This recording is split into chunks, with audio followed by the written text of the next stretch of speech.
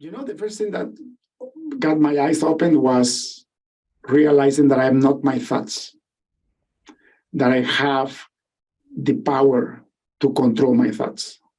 So I don't allow my thoughts to run my life anymore. I tell my brain what thoughts to think. And when negative thoughts come into my mind, I go away for 5 minutes, maybe even in a public bathroom, and close my eyes, and I observe my thoughts and I let them go. And I replace them with positive thoughts, because that's where everything starts.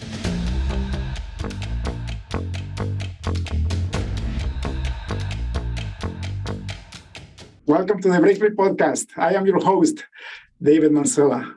Welcome, everybody. Today we have with us an amazing entrepreneur and a good friend of mine, Brian Spielmann. Brother, welcome to the show. Thank you. I love how you say my name with your accent. How do you say your name? No, I like how you said it. That was awesome. Brian, tell me a little bit about you. What's your full name? What do you do for a living? And where do you live? Yeah, it's Brian Spielmann, and I'm the founder of Authentic Presence. We're a digital marketing agency. And then 2.5 years ago, we created our own platform called Academy of Therapy Wisdom, where we're really training therapists on a higher level. And we have a slogan: the best teachers are students, the best students are teachers. So we also try to create opportunities for students to be teachers and teachers students. That's beautiful. And knowing you a little bit from your past, you were not in business all your life, right? Business is something that you fell into after you found your passion. Let's look back in the past and tell me. I wonder where was your consciousness or your brain when you were graduating high school? Where were you, and what were you thinking about? That I love that big forking decision in time, in everybody's life. Well, I want to go back to just now for a second.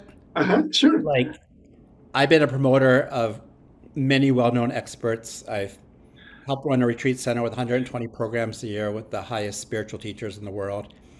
And this is the first podcast I've ever done. Like, I've been always in the background, being, promoting somebody else. And so I think it's interesting as an entrepreneur, we're always tested to go beyond our comfort zone. Mm-hmm. Like, I've never pursued being on a podcast or even having my own blog yet.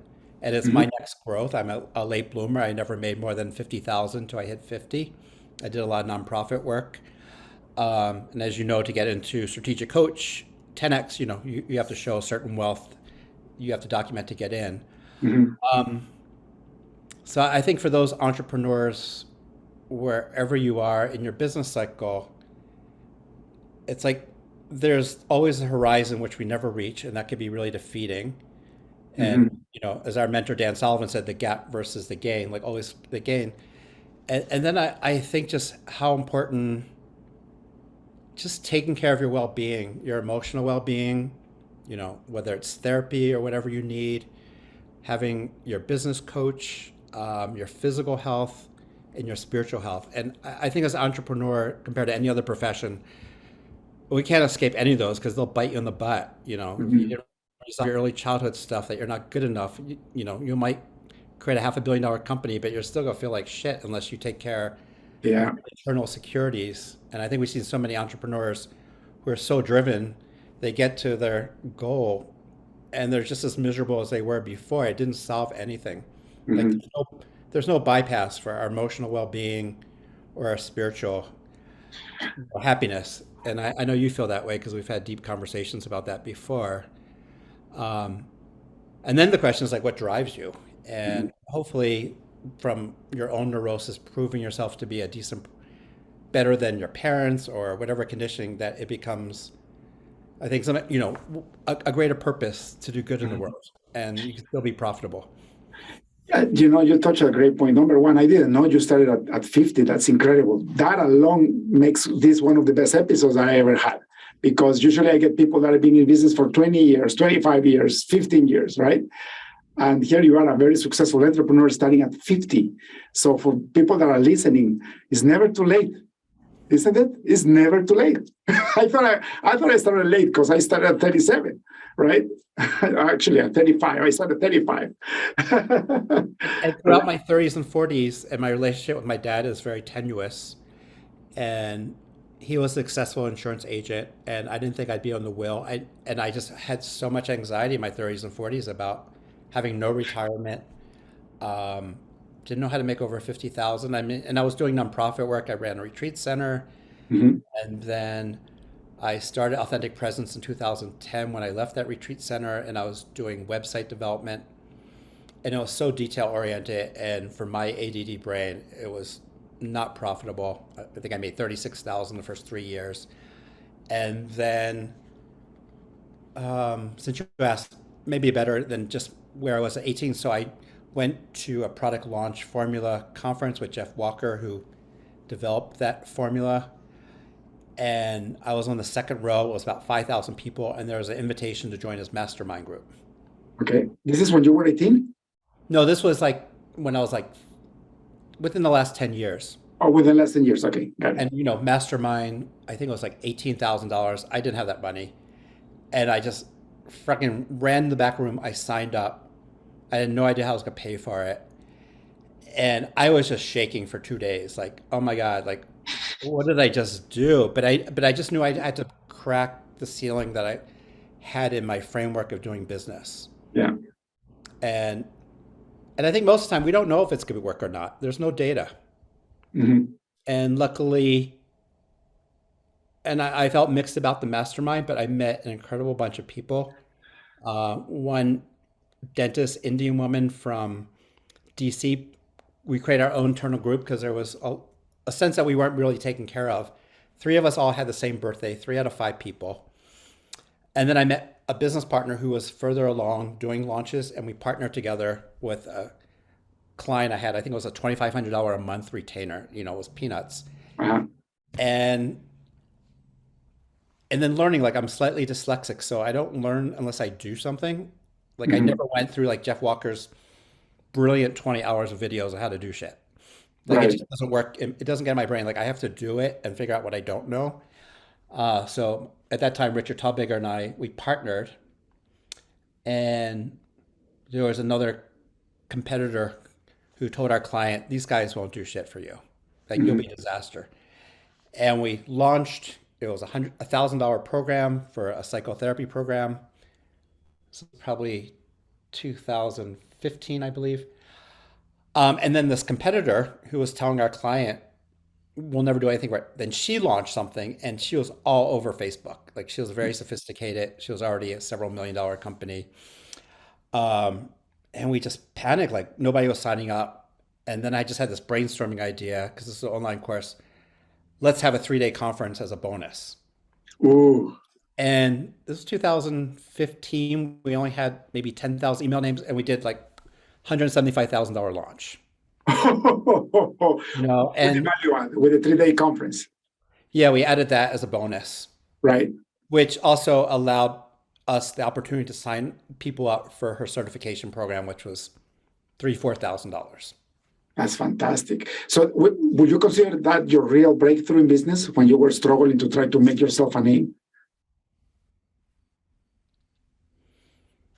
I mean, I think I have confidence and I don't have confidence. I don't know if I have a specific moment. Like, Hmm. I mean, we've probably done 75 to 100 launches now, um, at least 20 million. And we're in a small field where, like, psychotherapists, maybe there's 750,000 in the world compared to, like, if we were doing launches for cryptocurrency or Right. real estate or personal development where, you have $1 billion audience, billion people audience. Right. Um, so I think it's been chipping away of confidence, getting further, but it did create an opening like, oh, we're like looking back, like, oh, we're kind of badass. Yeah, we can do this, right? They give you some confidence that say, yeah, we're adding value to the market, right? And I think, as you know, being an entrepreneur, it's as much who, not how. And Richard was, like, at that time, a perfect business partner because I deflect all my confidence to him, but Hmm. I'm much more relational than him, like finding affiliates, finding experts, guests, and with the client. So we were a really good pair. And then the creative process at the time of how do we write the right emails and the right copy tone. And Mhm. if you're in the transformational space, I think it's also more difficult than corporate because I don't want to be new agey and I don't want to be too corporate. So like finding Yeah. that middle ground. And if you go either way, you get blasted. Yeah. Yeah. Of course. And you identify yourself as new age, then you have 80% of the world against you because the connotation with that is tends to be really bad, right? And then if you go corporate, it's a completely different playing field, right? Yeah, and if like in this world, if you're writing copy for real estate, it's gonna be young 25-year-old men on testosterone. You could be pretty hard ass. Right. But if your avatar is psychotherapist, where it's a 40-year-old woman in New York, it's a different style, and you still want to accomplish the sale, and you believe in the product. Mhm. So it's figuring out that right tone. It's fascinating what you do, and one of the reasons why I invite you to this podcast is because your business is really adding value to the world. Going back to going back to really thinking about what makes you happy or how to achieve happiness, because people get addicted to success. So if you have a childhood trauma or any kind of trauma that you haven't dealt with, you can always submerge it in addictions, or you can submerge it into workaholism, especially if you're an entrepreneur. So that people say, when I reach my first $1 million, I'm going to be happy. And then they reach their first $1 million. And you know what happens? They meet other people with $1 million and with 10 million and with 100 million. So then they say, oh, when I reach 10 million, I'm going to be happy. And then they make it, and then they're still empty. And it doesn't matter how much money they make, that hole is still inside. And without realizing that what they have is a trauma that is showing itself all the time. And you're it's almost like your soul wants to reenact that pain so that you can actually get, handle it and get rid of it. How did you work with your own hole? Pardon? How did you work with your own hole?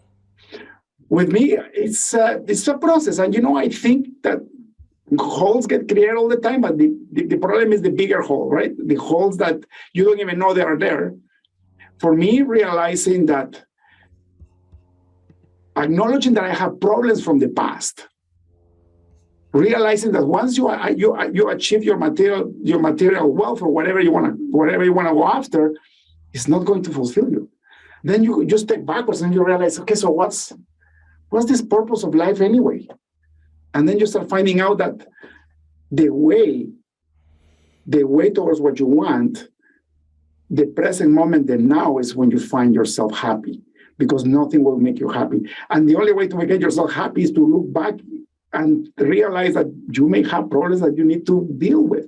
You might need therapy, or you might need to learn how to meditate, or you might need to go back to your spiritual roots, right? In my case, I'm a born again Christian, and so I went back to the Bible, and I do Christian meditations, and then I found the truth.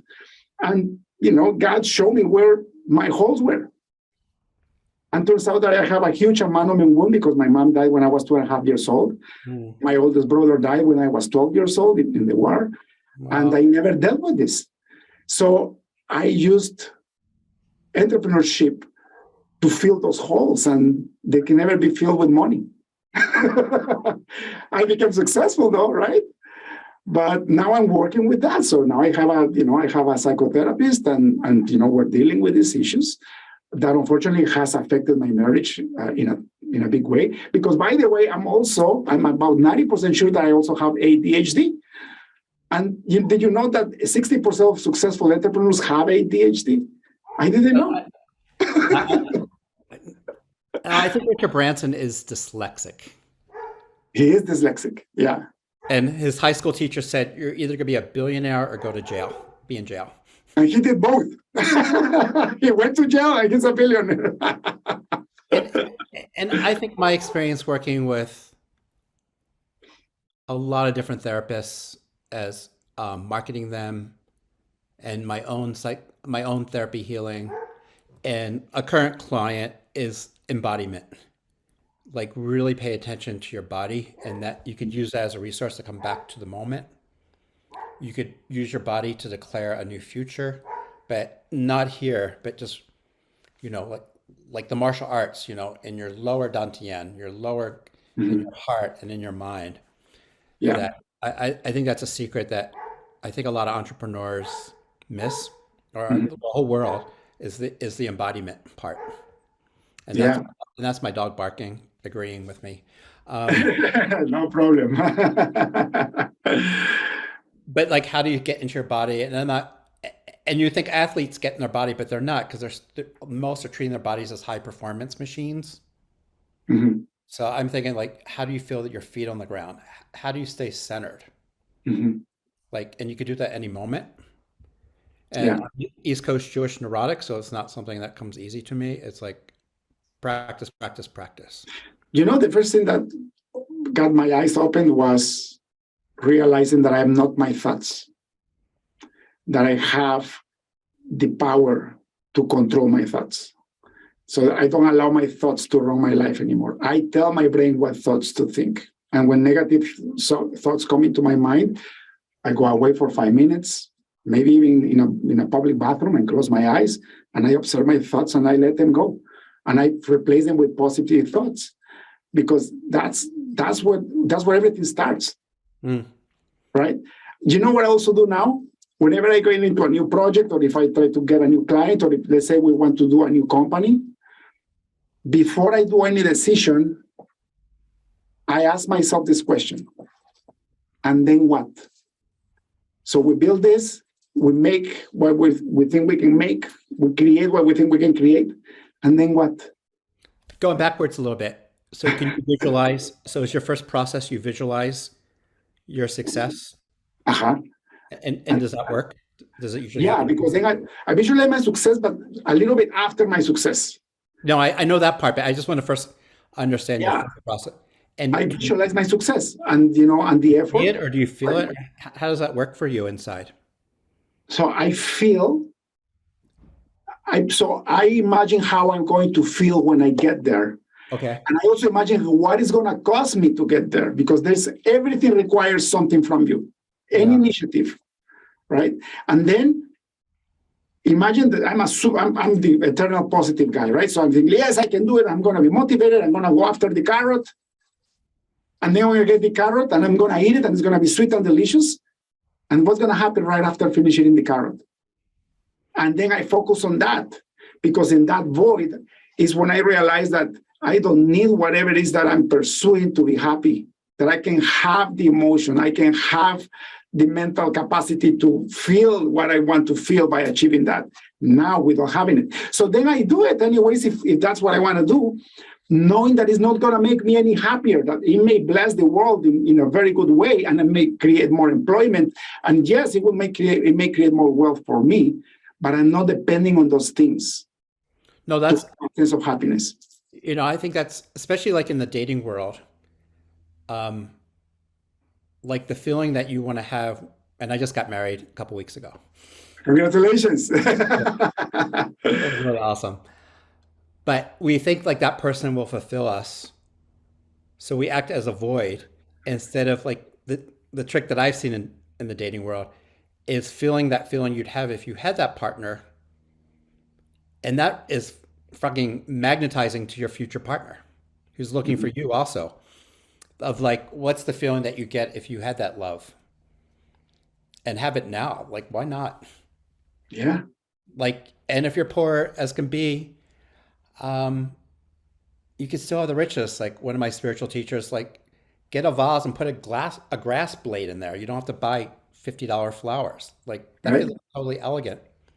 And I want to challenge you on one part as a Buddhist practitioner that, you know, that our thoughts they're real, but they're also empty. So you don't have to chase after them. Mhm. And if you don't believe that, you can look for yourself. Like if you have an anger thought, where is it? You're never gonna locate it, and then it dissolves on its own. It loses its power. Well, it never had power. You just gave it power. Yeah. You're in a traffic situation and some car cut you off, and you're angry. You just give that anger power and momentum, and before you know it, it's 3 hours later, and then you're fighting with your partner when you get home. Mhm. but it It's- never had power to begin with. We gave it but, more.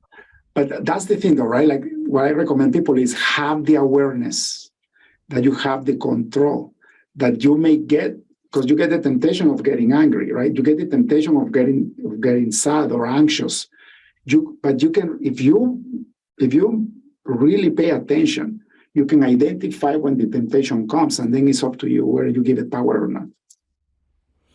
And most of the time I fail, by the way, because this is not easy to make. I'm still in the process of becoming a master at this, but at least I know that I have the power.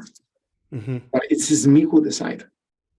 And I think advice to entrepreneurs, depending where you are in your journey, is because a friend asked me this, a struggling psychotherapist guy in my men's group.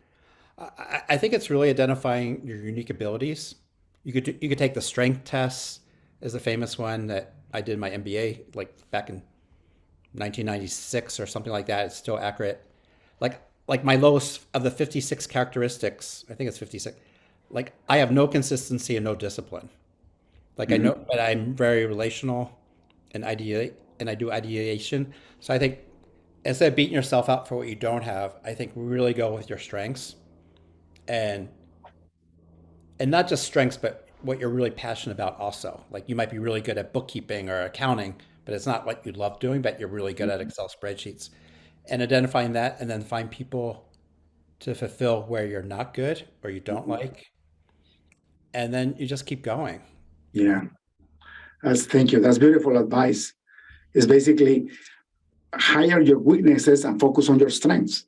Because if you try to fix your weaknesses, you're missing your gifts. You're not using your talents. That's a better way to say it. Like what are your gifts and what makes you unique? Right? And 10x that, bring that out. And Yeah. then as you can, as you know in time management, get rid of everything that's not that. Mm. Have you ever had in life this realization that for a long time or for a period of time you were trying to be somebody that you're not?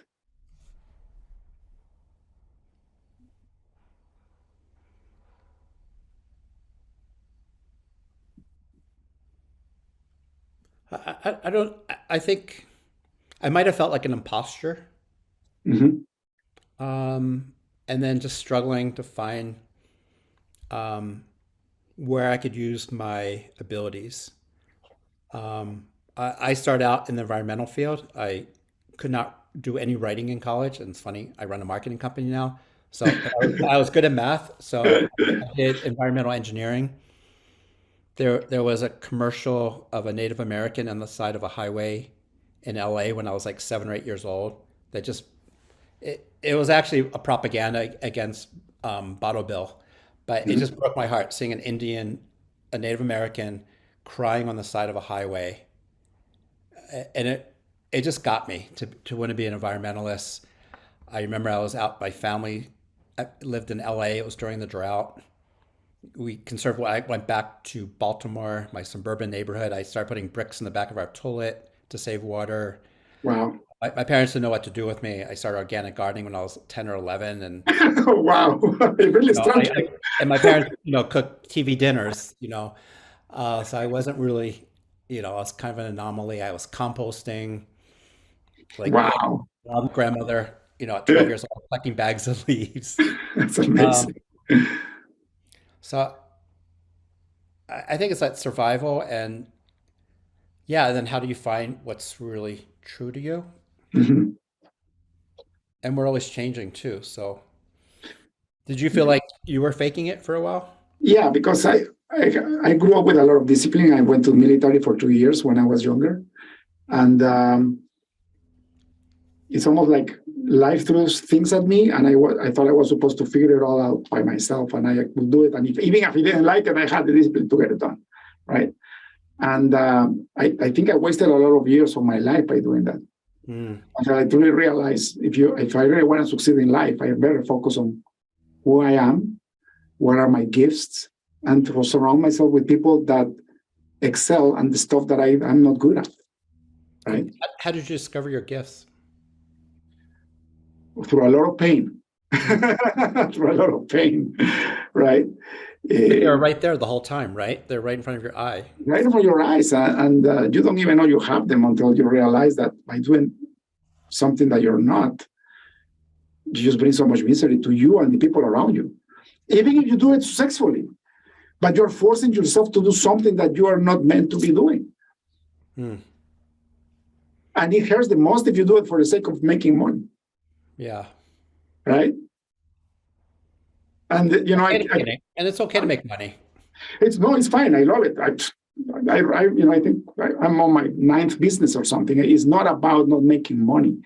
It's about why do you make it, and it's about are you in love with money or you're using money as a tool. That's it. Money is not bad. It's the love of money that really messes you up. Hmm. No, if you have a gift, a talent to make money, make it and then use it for good. I don't think, you know what money is for me? Money just amplifies who you really are. So if you're a really bad person and you make more money, you're going to have the chance to do more bad things. If you're a good person, you can make more money, then you're going to be a better person. Yeah. Now, there's people that get corrupted with money, but it's because they are not mature enough to handle it, right? I think I grew up most of my life afraid of money, afraid of wealth. So I think for me, it's accepting to love money, but also love what money can do even more, like how you could help take care of your family, Yeah. create jobs.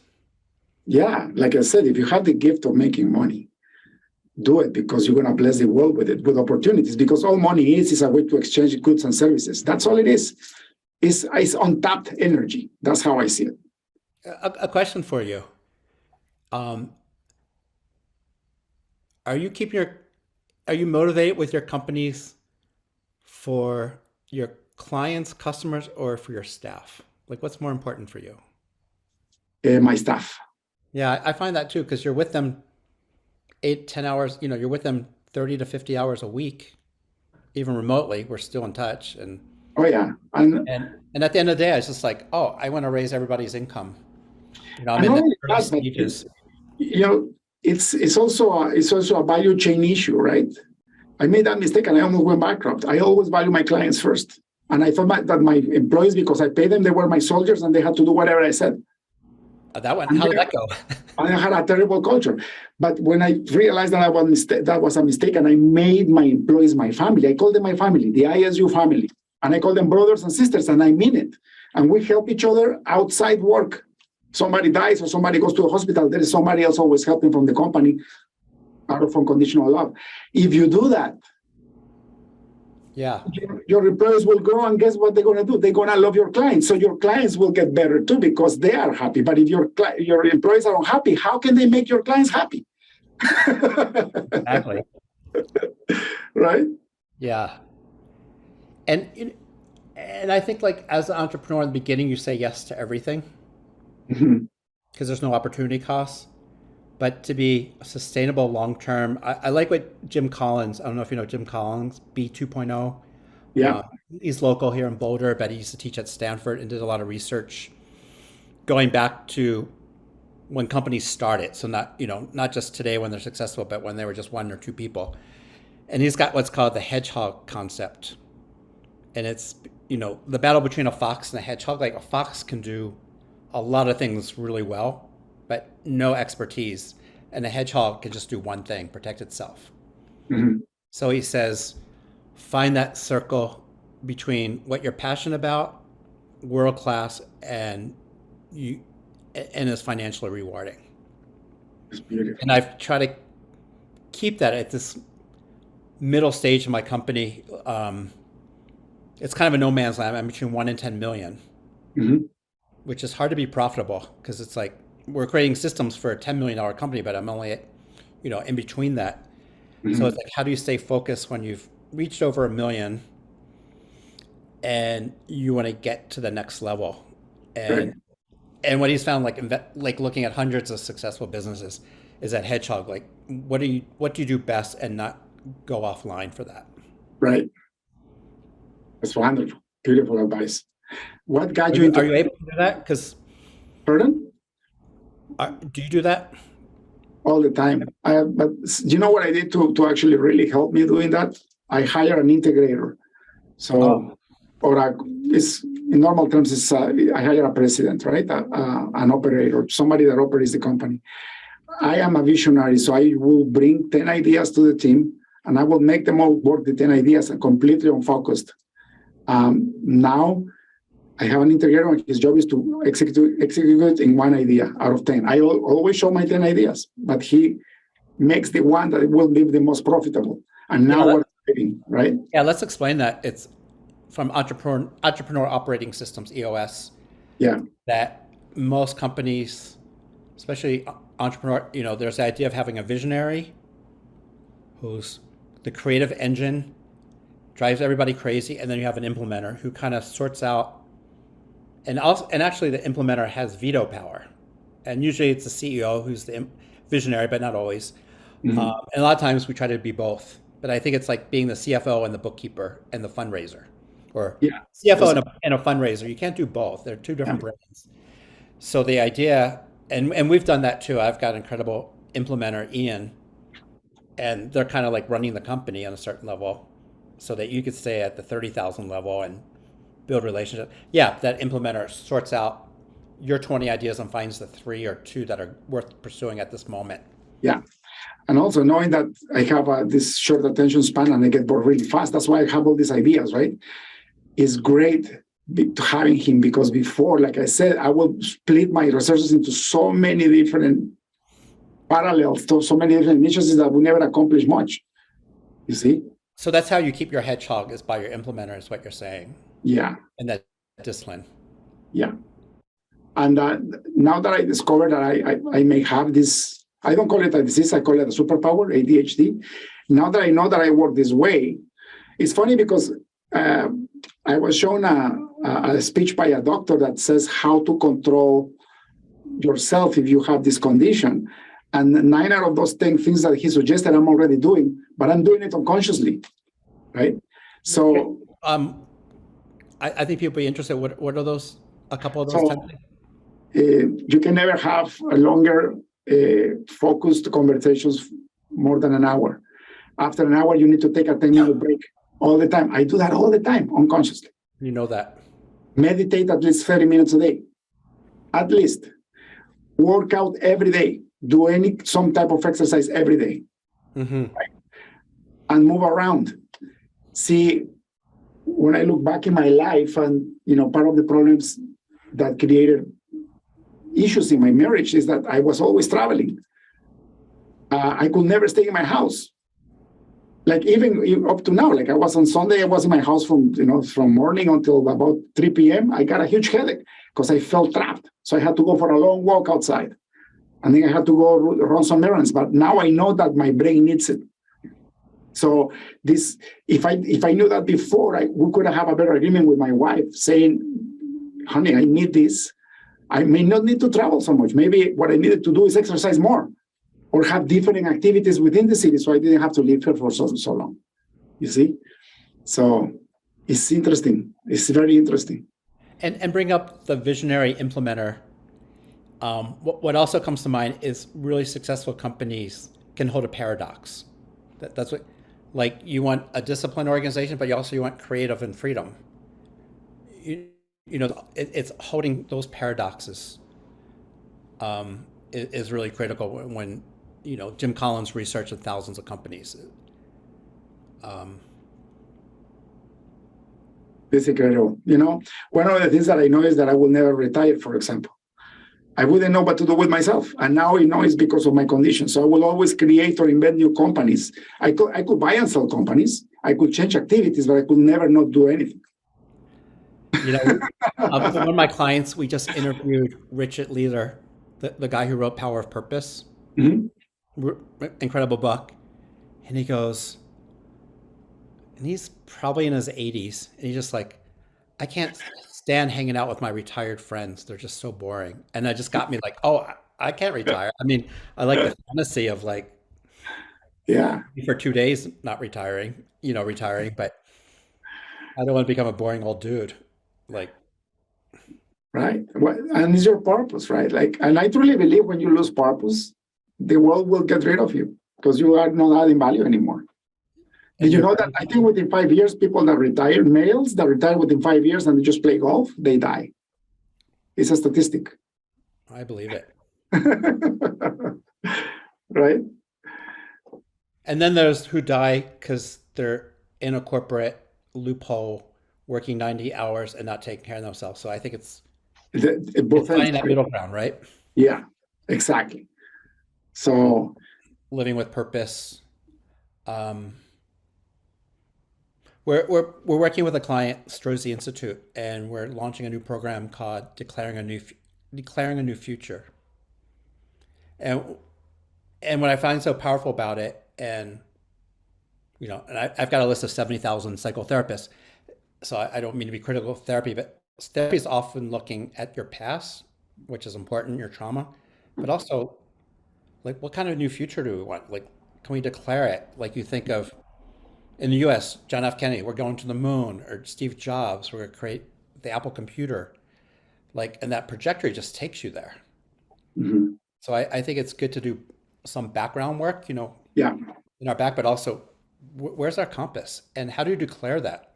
yeah, And how do you declare that in your body? So it's not just, I want to, I want yeah, to, I want to solve the world's food problem and get rid of hunger. But like, how do you like feel it, so it's true. right. So it's believable. Mhm. What got you into business? What changed in your mind from non-for-profit and making $50,000 a year to launching a marketing company? One is I could never find a normal job. I really wanted to. I just never fit in that box. And I struggled with that. I had a lot of shame. Like I could never do the corporate thing. I did some short-term consignment assignments in corporate America. You know, I think we're all freaks, but I was just an outwardly freak. And I ran a recycling center in college. I got the recycling bug, and I did recycling consulting work for a firm back in '79, recycling, composting, energy recovery. Um, and that worked for a while. And then I helped run a small meditation center in Minneapolis. And to my surprise, I was really good at manifesting. Like I heard Jessica Lange and Sam Shepard were in the state, and I was like, I want them to come, and they landed in my workshop with a famous Tibetan teacher. Um, like I didn't know how to write, I could barely write a sentence, because of my dyslexia. And I'm actually a good editor now. And so I just like the creative part of entrepreneurship, like and promoting. So even the nonprofit, we grew from what was called 15,000 bed nights, and that was all in house for that tradition, to 30,000 bed nights in 2, 3 years. So I was like, oh, Wow. I know how to That- grow shit. I didn't know that. I have an engineering training, but there was like some inner power or just blessing to like, oh, I'm blessed to promote things that are really good for the world. and Go ahead.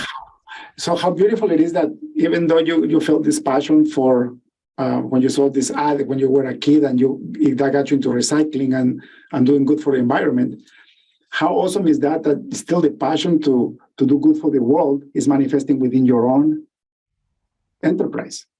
So you're still in the same track. It's just you have a better way of doing it now that is making more money and creating more employment. I, I think what was not there for me was being more relational. And I didn't have the sophistication to work with government bodies in the way that was necessary because I was doing a lot of government contracts in cities. Um, but it wasn't my forte of figuring out um, the politics was just beyond my little brain. And I know friends that grew up with many siblings, they knew how to play that game, but I just didn't have that awareness. That wasn't my skill set. I had that more entrepreneur like that makes sense. Why do I have to argue with you and explain it? It just I didn't have that patience back then. Like you should start a recycling program and your landfill will last 2 more years. Like I didn't have that confidence to pursue that and the complicated communication structures. Right. I remember the last time I did my last job resignation to go full time on business. I was freaking out, and it took a lot of guts for me to do it. I gave my resignation. I had no contracts. I usually had some projects part time after work, but this time it was my client didn't have any work. And I said, if I don't do it now, I will never do it. And I remember handing out my resignation, and my boss took me out for lunch, and he gave me a few tips on how to run my own business, which I still use today.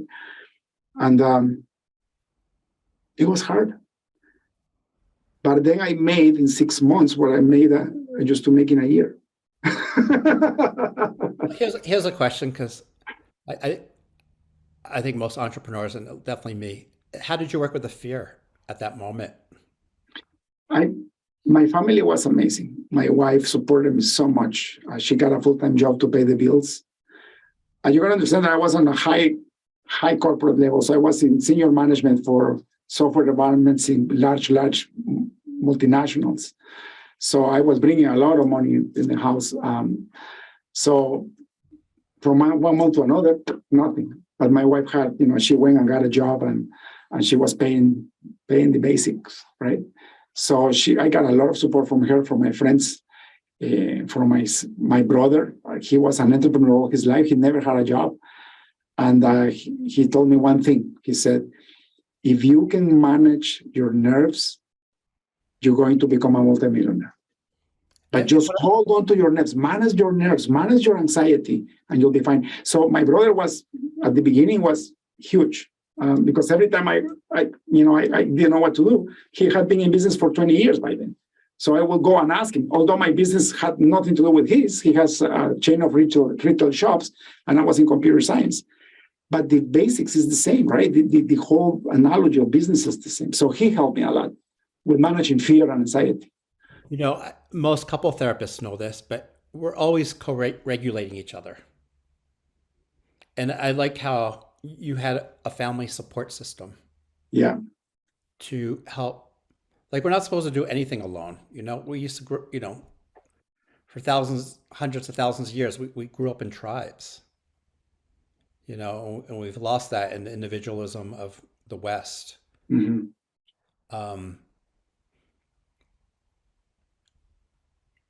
I don't know if this is stereotyping, but like when I saw in Minneapolis with Asian cultures that were immigrants, they all accumulate. What they did really beautifully is like they put all the resources together to help. It might be one person be successful, but they had the whole community to support them and hold that nervous system. Like, yeah, our nervous systems don't act independent. Yeah. And I find that a lot of successful entrepreneurs that are not happy or are not fulfilled is because they don't have that network of people around them. They don't, or maybe they are distanced from their families, or they don't have real true friends. They don't have a tribe, right? If you go back to third world countries, it was very interesting to me. I was born in Guatemala, so I was born in a third world country. The level of happiness of that country is triple of North America, at least triple. And they have probably 10 times less than we have over here. And then I started researching, and I realized that every place that has a high level of happiness is because people live in community. People have true friends and family, and they look after each other. And, I think that's the American disease of that individualism. And it doesn't, like Malcolm Gladwell's book, I forgot which one, but Steve Jobs and Bill Gates, they were partly successful because where they were located. If they were in the middle of the country, they wouldn't have had access to the technology, HP being next door. And they're great entrepreneurs and brilliant people in many ways, but they also were in the right location with the right community around them. Mm-hmm. And I would just say, if you feel isolated, find a way not to be isolated. Like, I've been part of a men's group for over 10 years. And I know they'll knock me off my socks if I go off too far to the right, too far to the left. And just having that support. And, I haven't seen my psychotherapist for 2 years, but I could hear his conversation inside my head. Beautiful. Yeah. So I think that idea of being that isolated entrepreneur, like, I think we got to get rid of that. Oh, yeah. Because our success is dependent on a lot of factors. It's not just, I know there's like this freedom movement about anti-government, but if it wasn't for the airport, it wasn't for the roads to get me. I know. And it's funny because these institutions took generations to build and they serve us. I know sometimes they abuse their power, but these institutions made society the beautiful way it is, because despite how wrong could be run, we have clean water, we have electricity, right? I believe that just by being born in North America, you become one of the richest persons in the world, just because of the institutions that runs the country and make sure that you have clean water, for example. Just clean water. I go back to my country, you cannot drink the water from the tap. You have to get filtered water, right? And just that we're so interdependent. Like, just have dinner on your plate. There was 10, 15 farmers and all the people that picked it and the handling and Yeah, processing. Like, there's probably 1,000 people that made that dinner possible. I know. So we're all connected, and hopefully we can create a more just world and take care of global warming. But we have to do it together. Yeah, and that's the key element, is real true connections. Because a lot of these solo entrepreneurs, they may have 200-300 people in their companies, and is the people that help him be successful. But if you don't have a personal relationship with a close group of friends, 12 max, I will say, 12 max, and 3 really good friends, right? So if you looking back at spirituality, Jesus had 12 disciples, but he was very close friends to 3 of them. So, and I'm like, why was he like that? And he did so much. And then you realize you need to have these personal connections. If you say you have 200 friends, you don't have a single friend. You know what I just did? I deleted my Facebook. I deleted Instagram. I got out of social media. My WhatsApp had 2,000 people in it. None of them were my friends. And then you know what I did? My true friends will actually look for me. And sure enough, they're not more than 12. My 27-year-old adult daughter works for a large consulting firm, and I don't know if she discovered it, but she did a training that she put together, and she said executive presence, and we could just change that for entrepreneurial, is credibility plus ease divided by ego. So the more humility, actually, it elevates you. Right. And the idea of the CEO with charisma has never been proven to be more effective. In fact, it probably hurts. It's Right. that humility that we need each other, and creating that community of who's to Yeah. support us and not forget who got us there. And that's one of the things that we have to be very careful about, the self-help world, self-help, because it's true, it empowers you, it gives you the confidence to achieve your goals. But in my case, I went too much into it, and I became egotistic. I became my own God, right? I thought, I could do all things, and I could manifest all things, and I am capable of doing whatever, despite of what the world throws at me. And it was me, me, me, me. Before I knew, I thought I was humble, but I wasn't. So that was too much self-help on the other side, and that reduced my level of happiness.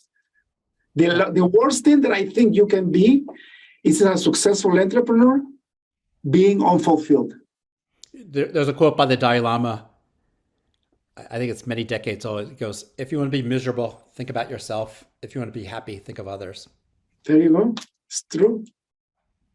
It's funny I say that, because when I feel really crappy, I try to find a way to help somebody else. Because when I remove the attention on me and the victim mentality, and you try to do something good for somebody else, you immediately get a shot of happiness. Immediately. If you don't believe me, do this. Grab $50 and go look for a homeless person and give the $50 to a homeless person and see the light in this person's eyes. It's so weird how that's true. Like I can't figure out the equation why that's true, but I used to do hospice work at a hospital. So it was the very, very last stage. If they were in and I never went to go on a Friday. I went to go out with my friends Friday afternoon, but I was like, no, I made a commitment to do hospice work, and I was a volunteer. And I dreaded going there until I got into the door. And it was just so weird. I left happier, and I saw people dying. Yeah. And I just felt more gratitude, more alive leaving. Like I don't understand it. Like on some level, I mean, but it's a reality of like how that's true. And it's funny how you fight with yourself, right? Because you said you dread it until you I got hate it. it going, even though I knew Why, the last time I came, I why, left so happy. why we know it's going to make us happier? Why do we fight with it, right? Isn't it crazy? We're always fighting against ourselves, isn't it? It's fascinating. How do you find discipline in your work? Because you're really different than me, so I'm curious, like your discipline protocol. Discipline for my employees or for myself? No, yourself and For myself, it, internally and externally. Like, yeah. So I have a personal assistant, and I make sure I'm busy 4 days out of the week. So if I don't have schedules set in my days, I get anxiety. So by having compromised my time to certain activities or certain people, yeah, I feel at peace. So I impose discipline through my calendar. Also, I bought a walking desk. And so regardless of whether I can go to the gym or work out or not, I'm always exercising. Always. And that also, now I realize that it's the way to calm my brain. So for me, self-induced discipline is the only way that I can operate. But to give an idea, the concept of free days that Dan Sullivan teaches. So since I learned that, I took Fridays off. So I've been taking the Fridays off for 3 years now.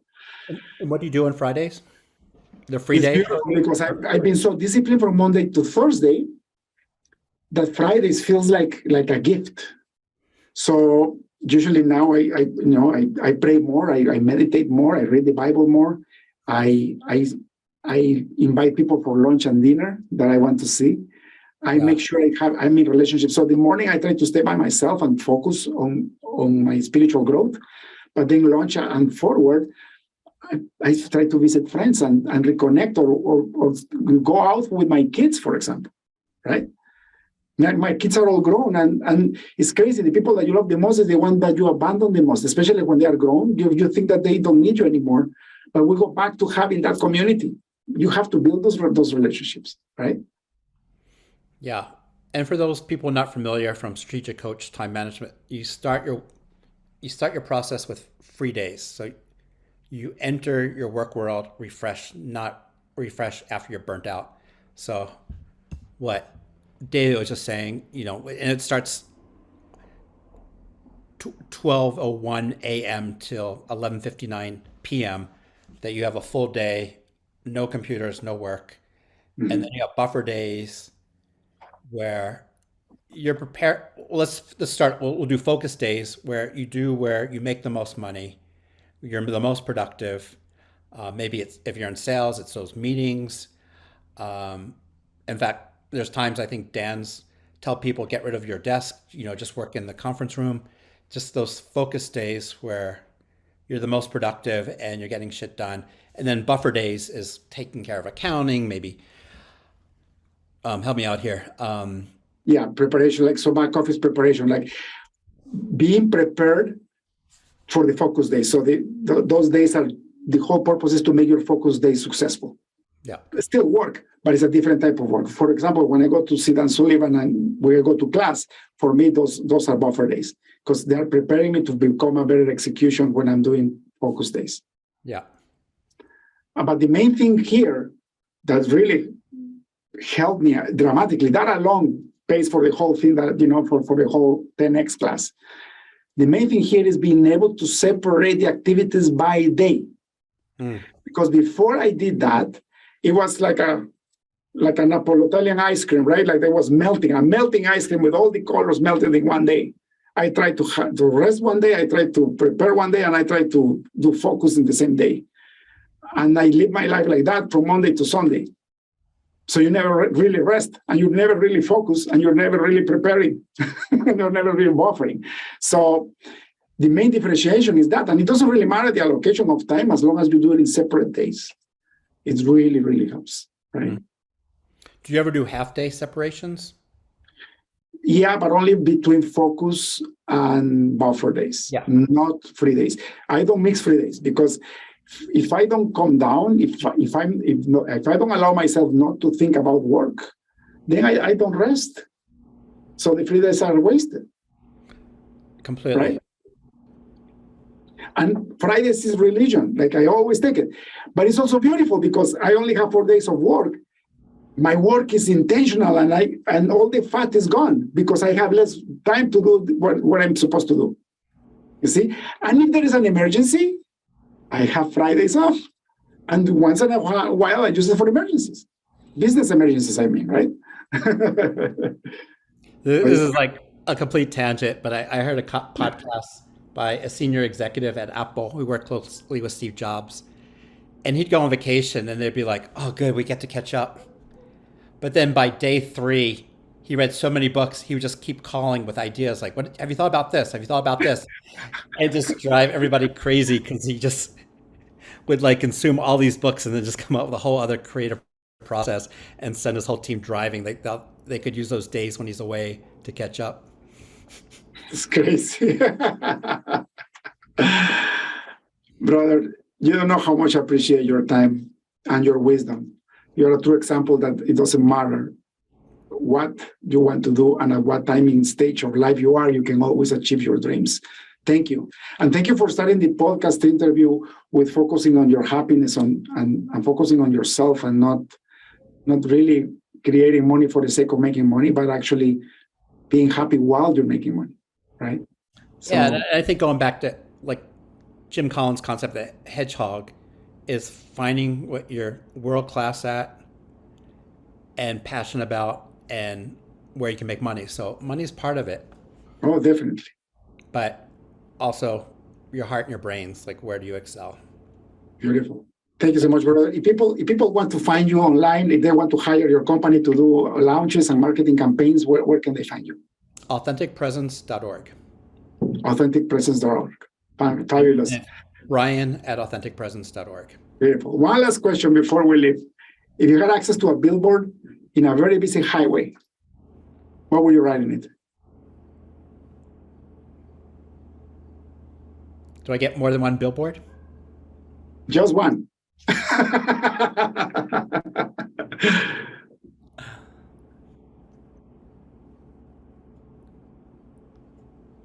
Well, one would be kind. Be kind. And then laughing's a good cure.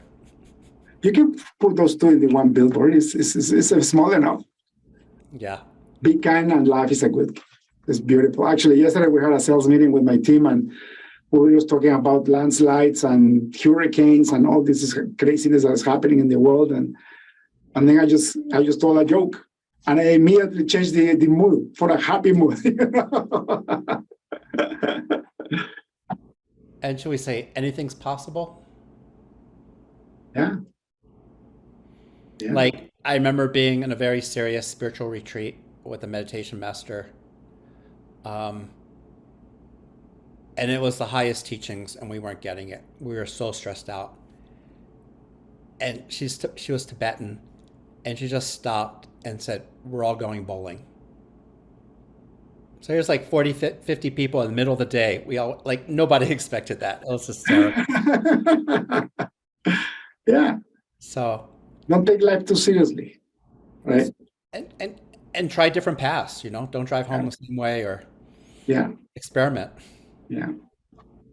Beautiful, brother. Thank you so much. Have a wonderful rest of the week and thank you for being in the podcast. This is your home. Whenever you want to come back, let me know. I will. I was a virgin before today. Now I'm not. Thank you. Cheers, brother. Blessings. That's all for today's episode of the Break Free Podcast. Head on over to iTunes and subscribe to the show. Starting your own business can be tough, but it doesn't have to be. Visit davidmansilla.com to pick up a copy of the #1 international best-selling book, Breaking Out of Corporate Jail. Expand what you consider to be possible and reach your full potential. And join us on the next episode.